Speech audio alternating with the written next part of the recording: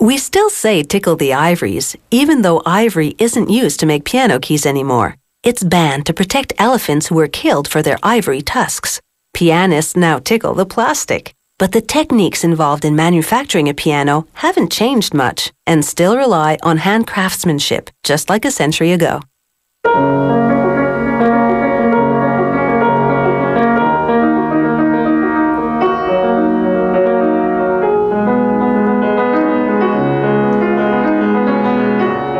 Beautiful music is a triumph, but so is the piano itself. Made of inner and outer rims, a soundboard, treble and bass bridges over which the strings are stretched, and a heavy cast iron plate. To make a piano rim, automated rollers spread glue onto sheets of hard rock maple, coating both sides. Then they layer the glue-soaked sheets 5 to 8 deep, depending on the model of the piano. Workers feed the wet layers of wood to a rim press. An impact wrench, powered by compressed air, turns the clamp screws. The screws bend the wood into a piano rim form. They measure the pressure on the layers with a torque wrench. Steel arms reach across the wood, holding the shape while the glue dries. After 24 hours, workers loosen the machine's grip, and the rim now holds its contour. Now it's into what's called the conditioning room for more drying out.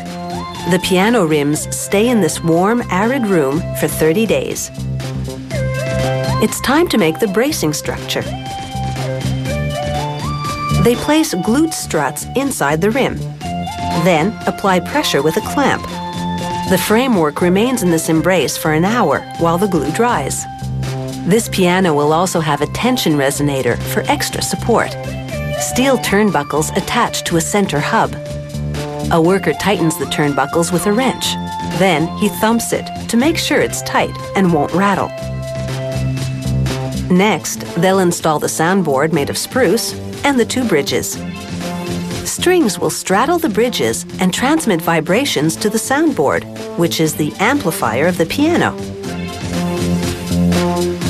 A worker glues ribs onto the soundboard. He lowers wooden clamps over each rib to apply pressure while the glue dries. That takes about an hour.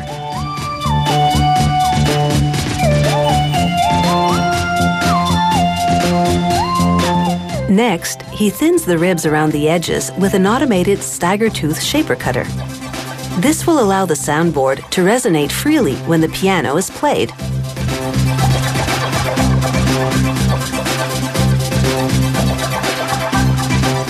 Now they position the soundboard in a bridge press.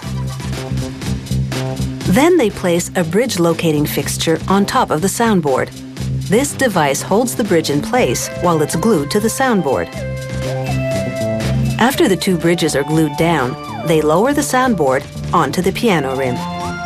They hoist a cast iron plate onto it. It's a critical fitting. If they don't get it right, the piano will never function properly. Then the plate is removed for finishing. A worker cuts notches in the bridges, which are now topped with a lubricant. This very sharp chisel cuts through the hard maple like butter. Each notch will cradle 3 piano strings, giving them the freedom to vibrate.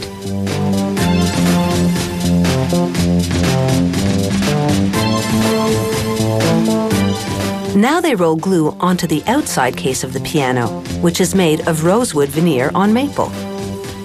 They fit it snugly over the rim structure. A mechanical clamp holds it in place for an hour while it dries.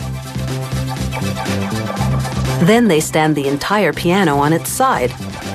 Spinning cutters shape the arms that sit next to the keyboard into an elegant curve. This is called a vertical stroke sander. A worker runs it along the side of the piano to smooth out the wood. After a black polyester paint is applied, they buff it up with this electrical cloth polisher. Then they hand rub a mirror glaze cream into it until you really can't see yourself in this half-finished piano.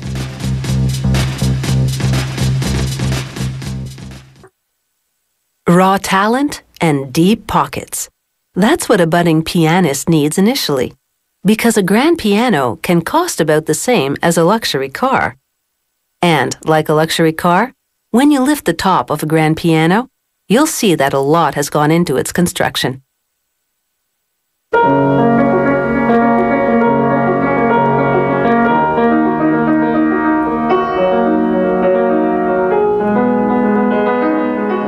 The bass and treble bridges are now fixed to the soundboard of this half-finished piano. To add glamour, they spray gold paint on the cast iron plate. The next step involves the pin block, which holds all the stress. It bears 45,000 pounds of tension from the strings and transfers it to the iron plate. He drills into the maple pin block through holes in the iron plate over it. The holes are for the tuning pins, hence the name pin block. They unfurl pieces of steel wire from big coils. Using a vice grip, the worker twists the end of the wire into a neat loop.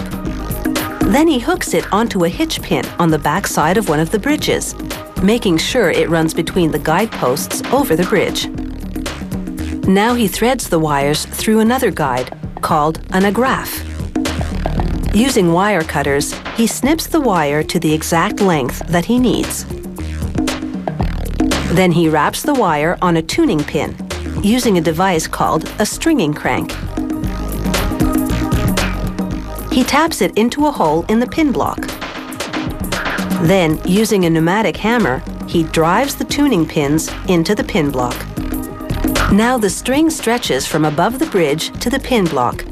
Each string is under a tension of up to 425 pounds. Again, a force that will be kept in check by that heavy cast iron plate. Now he places little felt-covered blocks called dampers above the strings to stop them from vibrating when a note is played. Using pliers, he makes parallel bends in the damper wires so they're aligned. He pounds the keyframe, checking for gaps that could cause knocks under a pianist's vigorous blows. He smooths out the gaps, shaving off bits of wood with a strip of sandpaper attached to a handle. Now another worker presses the piano keys in between steel guide pins that have been installed in rows on the keyframe. She uses an air cylinder to push the back check into the end of a piano key. The back check is a piece of wood covered with felt and buckskin that will catch the piano's hammer after it strikes a string. It's time to make those hammers. She glues the felt-covered top onto a thin piece of hornbeam, a species of very strong wood. When a pianist hits a key, it will catapult the hammer into the string, and that produces a note. Now she aligns the hammers to be perfectly parallel, using a plastic square as a guide. This is called squaring it up. Next, she sands the tail of each hammer with a file, so there'll be no sharp edges to damage the back check. Then she attaches the hammers to the top of the keyboard with screws. Now she places weights on each key and then gently taps the rail to get the hammers moving. She's testing the amount of effort it would take for a pianist to push each key down. This is called the weigh-off. After she determines how much weight is needed, she marks a place on the side of the key and drills 1 or 2 holes. She plugs each hole with a piece of lead. In a process called swedging, she pushes a divot into the lead so it expands and fits snugly into the key. The lead will counterbalance the weight of the hammers and give the key the required amount of weight. Next, this technician checks each hammer and each key, making subtle mechanical adjustments so they move smoothly and fluidly. It's the piano's first big tune-up.